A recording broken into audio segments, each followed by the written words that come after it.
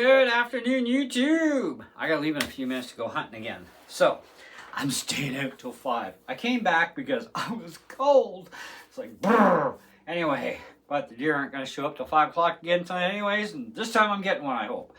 Get the show. Let's pray. Kevin can get his deer. Get this over with. So, I got the scope from my oldest son. It's a 3x9x56e, which, depending on who you listen to on Google, illuminated. Well, just call IR, illuminated reticle. Simple. No, they had to use an E. Now, this scope you can find under a few different brands, but this one doesn't have a brand. But is the spitting image, each one of them, of all of them, to this, with some exceptions. You will find different style of turret caps, but all the turrets are the same. Mounts are all the same. The main scope is all the same, except for the only other change they've made is how wide they've made the divots on your zoom dial, okay? And whether or not there's a tang on there or not, okay? So I can't find an actual manufacturer specifically, but otherwise they're identical all the way through. And these things are selling anywhere from $30 US to $300. There's one in Russia on a Russian website for 340 something Russian, whatever the hell their dollar range is. Anyways, so it's one way or another, it's a cheap to an expensive scope, depending. Not one of them lists what the parallax is though, and it's not adjustable either. So it's kind of like, well, that kind of sucks ass, but we'll have to see. It is on my TAWS 8M, which I want to use for basically more or less sniper training. Okay, I'm a precision freak, many of you know that. So I want this for 100 yards, and I want to find a bullet that can definitely hit the bullseye every single time, same hole every single time, or at least within, I don't know, less than 1/4 of an inch, like maybe 1/8 of an inch. Okay, and there is a bullet that'll do it. Okay, at 100 yards with 22 LR. Just gotta find it, and there's a lot of options out there. I've exhausted all my options that I currently have, which is about 23 of them, trying to use open sights. This thing's in meters. It's also got a blade that drives me nuts, so it's very hard to repetitively aim properly, and I have a hard time. With my other gun that has open sights, mind you, I don't have any real issues with it, and I had no problem at 25 yards at least getting dead bullseye. So, but this thing on the other hand, still haven't found the right ammo because of the sight issues, and it is in meters, not yards like our range is. So, and I don't want to keep dick-holing around with it, so I figured, hey, my buddy did modify the breech for scope mounting. My kid gave me this scope, and I thought, man, that's a honking thing, and boy, does it make the gun look mean. It's like, oh, that looks so mean. I love it. Anyways, and this thing's got a super hairy trigger, by the way, too. FYI, it is super hairy, and I like that. Wish all my guns were that hairy. But anyway, so I had some issues with this thing. It wasn't turrets, obviously. We reset 0, we tried everything, and we only got X amount of range on the elevation. Windage, always a lot of windage both ways, but the elevation was always an issue. Didn't matter what gun I put this thing on, same problems, okay? Biggest problem was anytime I went past 4 times zoom, this thing would start to have the Vaseline effect from the Star Wars land speeder, and that's how they hid the wheels under the land speeder, was the Vaseline on the film. You didn't know that, did you? Well, you should watch some YouTube once in a while. But anyways, but a scope, even a cheap scope, properly set up and put together right, okay, whatever the zoom starts and wherever it ends, it should be the same clarity straight across, plus or minus a little bit of adjustment at your eyepiece, okay? But otherwise, it should be the same. This thing has exceedingly clear optics, which is very surprising, okay? There's a video on a OTW of this version, and the clarity is amazing. And all of these, except for 1 or 2 that I found, have the exact same reticle. I don't know the name of the reticle. I haven't looked that part up yet, but it's a partial mil dot. So you do have left, right, up and down with a mil dot area, but then everything below that is like those slash marks, but it's kind of like, there's like 2 concaves going in, like, you know, so it goes really wide to narrow. And then you got slashes. Now normally that would be numbered, but this one's not numbered, so you're gonna have to figure it out, do your math. But it's a neat reticle, and the illumination does work fine on this.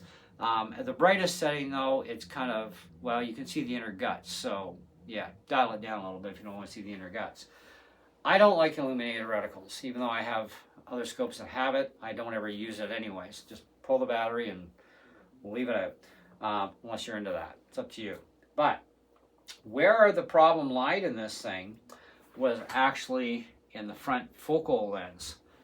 They got their formula wrong for being able to have the focal lens out against the rim. Now, every scope I own currently, other than this one, the locking ring and the focal lens touch each other, and the ring locks it to prevent movement, which this thing is probably not going to be that easy to move anyways.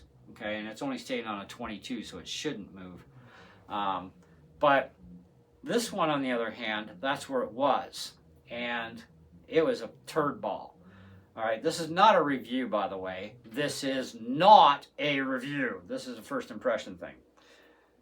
My initial impressions of that kind of a menagerie was this thing is garbage, and I could always use the rings and the Weaver to dovetail adapter for something. So I thought, but then I got to thinking, you know what? I'm a smart cookie. Maybe they put things together backwards in the front at least. All right, now that, all right, so we flipped the lens. Didn't help. Flipped it back again. All right, now what? Now we play with focal distances. Even though the formula is incorrect for the prisms and whatever else you're dealing with, I don't know everything about glass, okay? I just know with my own glasses, these are my up close. I have a certain amount of range in and out. My distance glasses are good from to infinity, 3 feet to infinity. So, and I have perfect vision when I have these on. And I shoot with my distance glasses, with scopes, and with bows. Anyway, so the end result was I had to tweak. And I've got about 5 millimeters roughly between the front edge of the lens, where the threads are for like a sunshade, to the front of the locking ring cap. So likelihood is we can't ever put a sunshade in there. We might, I don't know.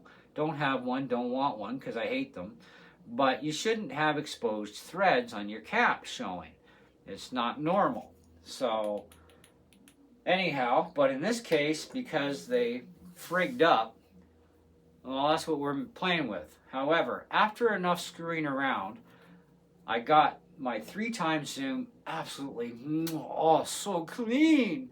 And then I start going up to 9, and it was still fairly clean, needed a bit of focus, but it's still not quite as clean as 3. And 3 is like so crystal clean, it's ridiculous. And I figure, well, 3 looks like that, 9 should be the same. And it should, okay? I know a lot about scopes, not everything, but I know a lot. And I've used a lot of them over the years. So I know how they should react.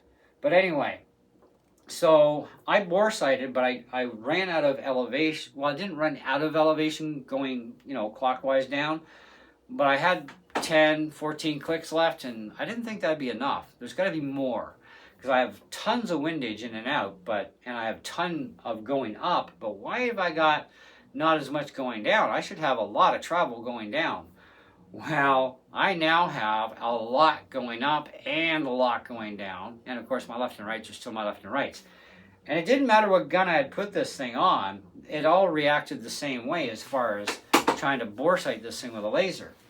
And I thought, this is getting just stupid. I've never had this kind of crap happen with even this is a dirt-ass cheap scope. I mean, this is probably one of the cheapest scopes out there.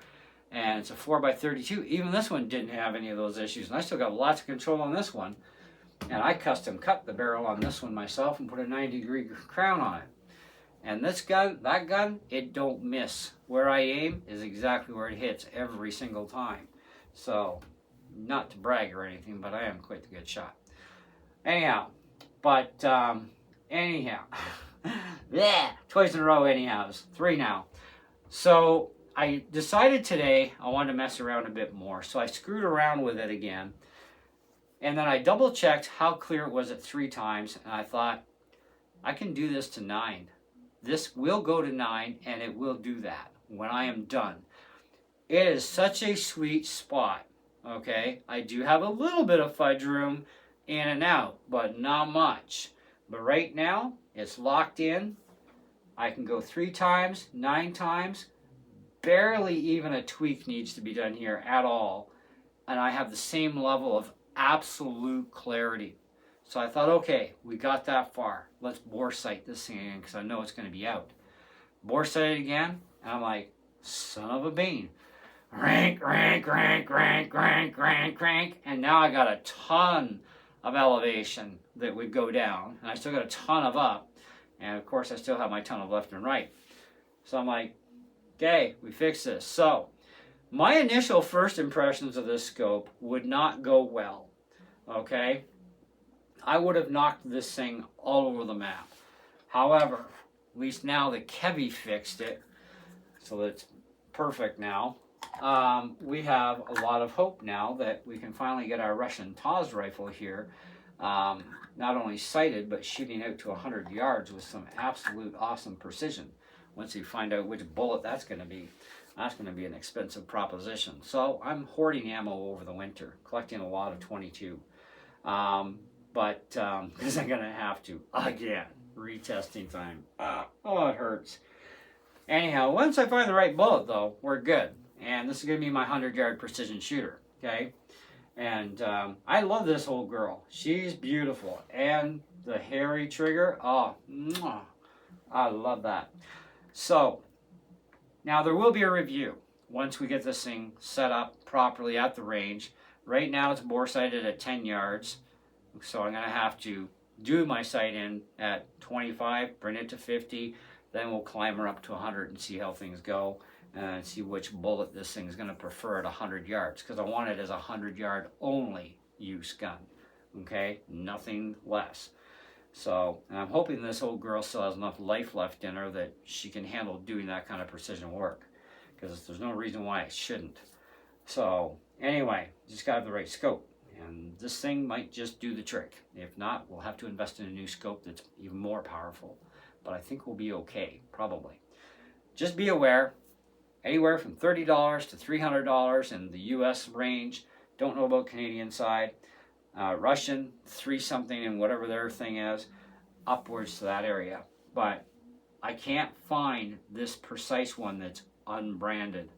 So, but everything I have found looks exactly the same, other than, like I said, the little top piece here, maybe the width here of the ring, that would be different in the slots, and turret caps would be different because this way they can't sue each other. And we'll also find out where the parallax setting is on this scope too, because we have no idea. I know Tasco is really popular for 100 yards, and if you're dealing and fighting with parallax, you're not hitting the broadside of the damn barn on Sunday until you can get to where that parallax setting is or beyond it. If you're inside of the parallax setting of a scope, you're screwed. Unless you can properly train yourself to always be actually 100% precise every time, and I don't think there's too many of the people who are in the world that can do that. It is really funky when you're screwing with parallax. So, be nice if this would have been adjustable optical, then no more parallax issues at whatever ranges it covers. That's why I kind of like my Leaper scope too. It's got adjustable optical, so parallax is non-existent. So, well, its lowest setting is 5 yards. So lower than 5 yards, I mean, come on. I wouldn't even shoot anything at 5 yards. It's stupid. But you get the idea. Thanks for watching. Comments below. If you know anything about this scope yourself, and you've even had the problems with one of these scopes, at least now you know how to fix it. You're going to have to dick around with that thing. So put her on 9, point her out in a safe direction where you got 100 yards or more, and get that clarity perfect by adjusting the front, and you should be good to go. And then just rebore sight, resight in your gun, and you should be all right. Anyways, see ya.